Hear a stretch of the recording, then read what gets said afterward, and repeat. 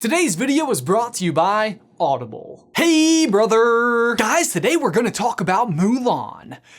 Sort of. Everyone loves Mulan. Like, with tens of thousands of votes, she easily won our Best Disney Princess Twitter poll. And Make a Man Out of You won the Best Disney Song Twitter poll. By the way, follow us on Twitter for polls, apparently. But Mulan also represents like a shift in what it meant to be a Disney princess. In fact, her induction into the Disney princesses came with a whole new criteria that allowed her to join the squad. Formerly, you either had to be born royal or marry royal in order to become a Disney princess, but Mulan added a whole new way, an act of heroism. And her story is awesome and inspiring for little girls and boys of all ages. Now, 21 years after the release of the original Mulan, we have our first look at the live action version of the movie, and it looks absolutely beautiful and epic. But today, we're not talking about the live action remake. Don't worry, we totally will later. Instead, today we're looking back into Mulan's past and a bizarre and unexpected secret legacy that she has left behind. Dipping sauce.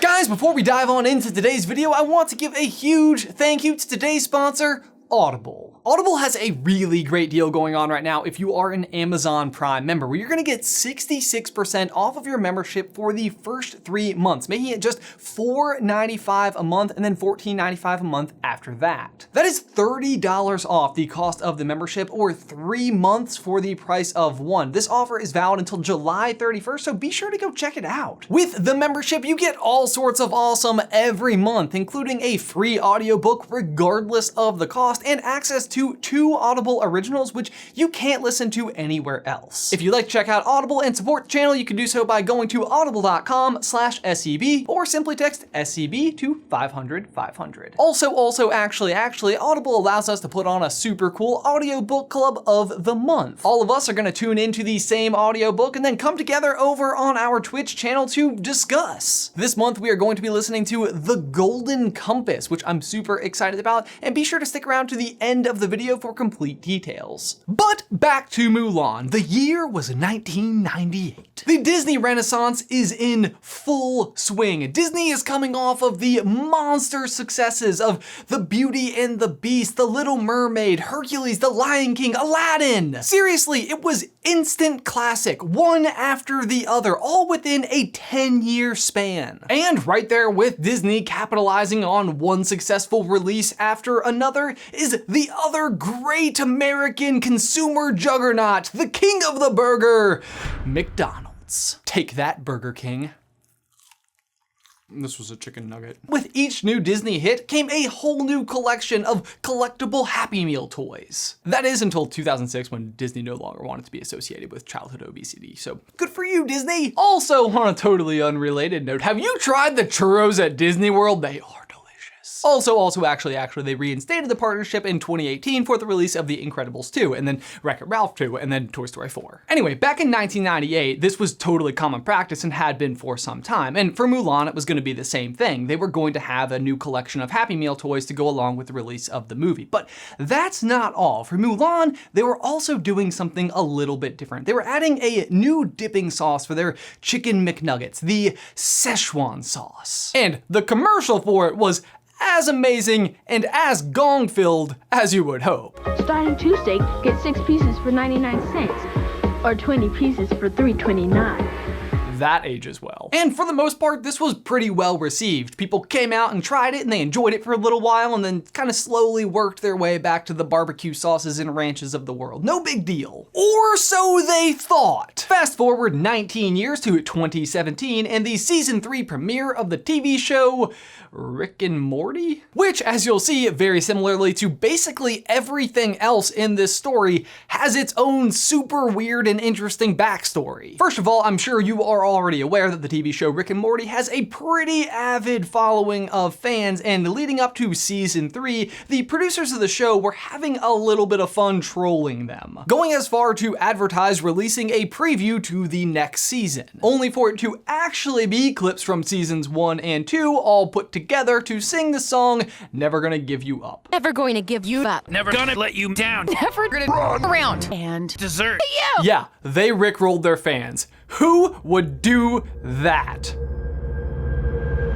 But then, completely unannounced or advertised even at all, they do end up releasing episode 1 of season 3 on none other than April 1st, sending the entirety of their fan base into like a frenzy. Which, by the way, like, stroke of brilliance. Can you imagine like the conversations that were happening amongst friends? Oh my gosh, they released the first episode of season 3! Haha, very funny. It's April 1st. I see what you're after. You totally didn't get me. I'm not gonna, oh my gosh, you were kidding! But what makes this episode of Rick and Morty so important to this particular story is that the entire plot of this episode is Rick attempting to go back in time to get McDonald's Szechuan sauce. It turns out the creator of the show was a huge fan of the sauce back in the day when it just actually was released in 1998 and just thought it would be funny to include it in the show. But what happened next, nobody could have predicted.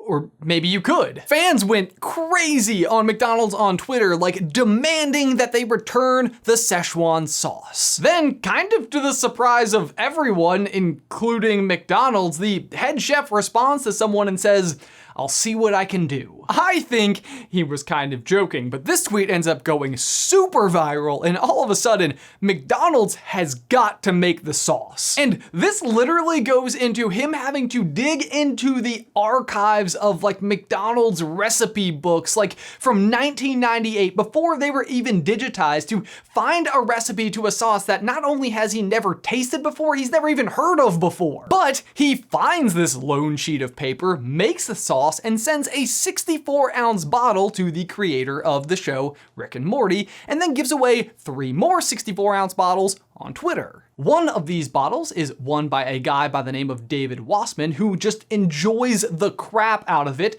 receives it, immediately goes out and buys chicken nuggets and films himself eating the sauce for the first time in 20 years. And the second 2 are won by people who immediately put it on eBay, which is sad, but they also have like a mega McDonald's collector's item that's in super high demand, so you can kind of see where they're coming from. And one of those 2 bottles, like everything else in this ridiculous story, has its own crazy story. The price goes up and up until, you will not believe this, it is purchased for $15,000 by none other than Deadmau5. Yes, that one DJ with the ears bought the Szechuan sauce. He goes on to serve it to like a bunch of his fans alongside like a few thousand nuggets at a concert a month later, and all is well. Except that it's not, or it's not going to be. McDonald's finds itself in like a grand and unique position. Through sheer luck, they have found themselves at the center of a super unexpected and wildly popular PR campaign. People wanted the sauce, they demanded the sauce, and McDonald's made the sauce. Like seriously, when does this happen? A 19-year-old extinct product is brought back to market by the sheer will of social media? And that product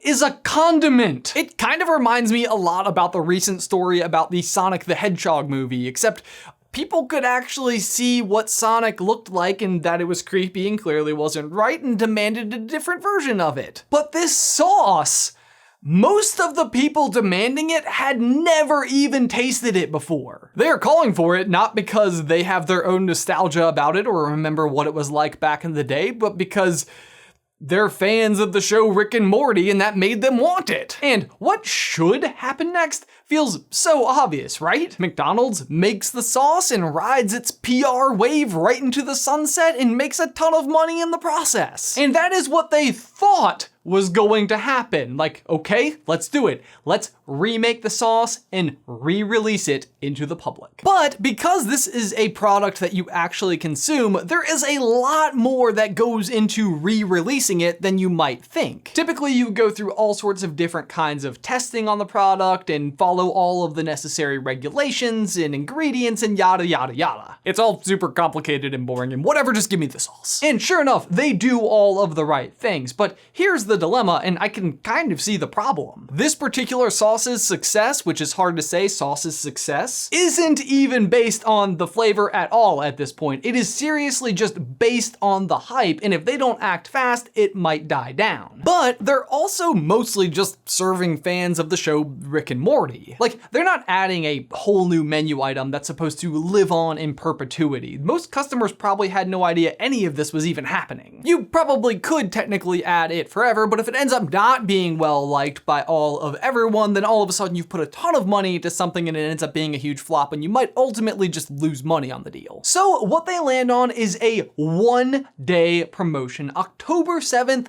2017, where just select McDonald's across the country will have the sauce available for you to go and try. All sounds good, right? But then on the evening of October 6th, people are excited and McDonald's employees everywhere go to bed with not a care in the world, only to wake up and find lines and lines and lines and lines of people waiting for this sauce. Dedicated fans have woken up in the middle of the night, or camped out for the entire night, or crossed international borders to make sure that they were at a store that would have the sauce so they could try it. And guess what?